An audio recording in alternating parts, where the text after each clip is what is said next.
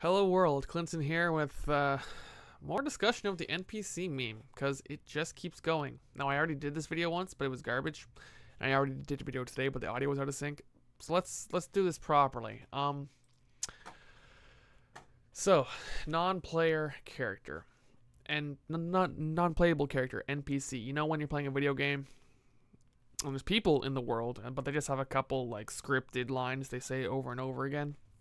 That's what is getting everyone really pissed off. Look, here's a bunch of new Twitter accounts who are pretending to be, resistors with hilariously corny robotic identities and crappy English, right? Who are basically supposed to be parodies of people who get their news from the mainstream media and just do whatever the television tells them to do and can't think for themselves. And yeah, I did a video on this a few days ago, and it's just getting bigger and bigger. So let's try to actually dehumanization was just added to Twitter as a something that'll get you banned. It's in the rules now, and so that's exactly what all these accounts are doing, is basically trying to dehumanize people who don't have arguments and so resort to all the obvious tropes, like and all the obvious talking points, which are just getting tired, to the populist backlash. This is like serious stuff, because dehumanization is going to only get worse and worse in the future if polarization continues. And by polarization, I mean people who are so ensconced in their views that they think dialogue is impossible. Now, you can talk about belief systems and tenets of belief and actually trying to argue your point and have a discussion, but what I'm worried about is people who can't even discuss things because their attempts to even engage the others in conversation fail. And a lot of times what they're focusing on is, the logic of their arguments, or like what it is they're saying. Like, I typed a perfectly good response and all he came back with was some talking point. Is he even human? Right? Like, that's dehumanization. The problem is people actually, I think, really suck at talking nowadays. They suck at rhetoric.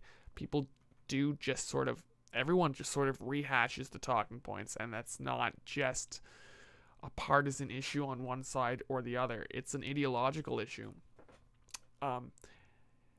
By which I mean, people are possessed by ideologies. That's how Jordan Peterson would put it, for instance. You have enough thoughts in your head about the real world issues on the broader picture that you're supposed to care about, but you really don't care about that much because you kind of have a life. See, we're all human because we have lives and stuff that's important to us here and now that only our friends and our close relatives know about and care about, because we're all mostly still private people living, trying to manage our lives, go to work, get things, get food on the table, plan our futures.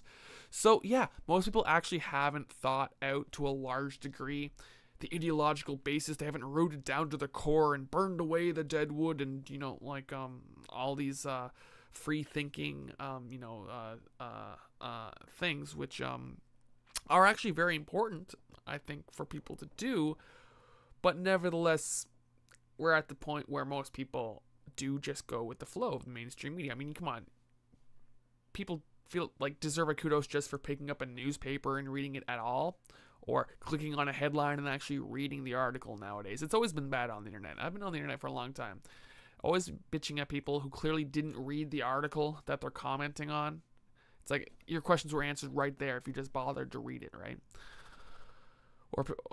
And now with YouTube, people who don't watch the full hour and a half long sit down, get chewed out for, oh, what do you mean? Your opinion's garbage, right? Like, everyone feels like they have to have an opinion on something. Everyone's pressured to have an opinion on everything, but they literally don't have the time or the inclination to go get an opinion on everything. So, of course, everyone is hard to talk to and hard to have a discussion with. Getting deeper than that, I think people who get their opinions from reading have a hard time talking to, in casual conversation, others around them about their beliefs. And conversely, I think lots of people look at others as just being way freaking out there and alienated and weird and impossible to talk to, and they just like ghost them and just like, I'm just gonna pretend you don't say that. And these are the barriers to even having conversations that have got nothing to do with the actual content or subject matter. Like, that's what media effects have done to people. That's why I've been so obsessed with McLuhan lately, because I started using a video editor a lot to try to think things through, which is a really strange thing to do. I was trying to organize my thoughts by finding videos of in computer history archives to try and tell my thoughts about computers through these video clips. And I was arranging them all sort of the same way when you're writing an essay, you kind of like try to rearrange your thoughts and make them go in a linear flow. This was Silicon and Charybdis. And trying to think logically using video clips in a video editor, it really kind of blew my mind. And I sort of understood McLuhan a lot more because the clips that were important were like resonating with me, right? But it was people talking, it was people emoting, it was the full, sensory experience, the full human experience. It wasn't just words on a page. So I've got still kind of have more questions than answers at this point regarding that. But yeah, looking at how ass hurt people are getting over getting called an NPC. Of course. Yeah, because you're trying to like have an opinion, but it's not.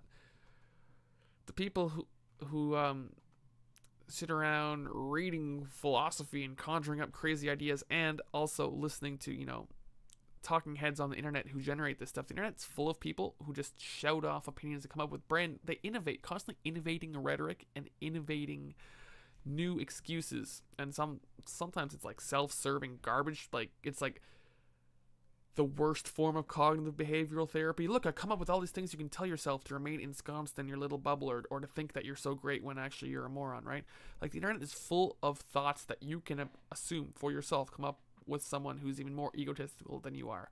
That's what we've all just kind of walked into here. So hopefully just by trying to frame it this way, I'm giving you some ideas about how to approach your own media usage. Yeah, my video is coming along. The next episode of Life in the Foam, which is a video editing project, which is why I got video editing on the mind. And then I'm going to get back to conversations, because that was the most fun. I just like find someone interesting and talk to them for an hour. Isn't that great? I love doing that. That's what I want to do more of. So,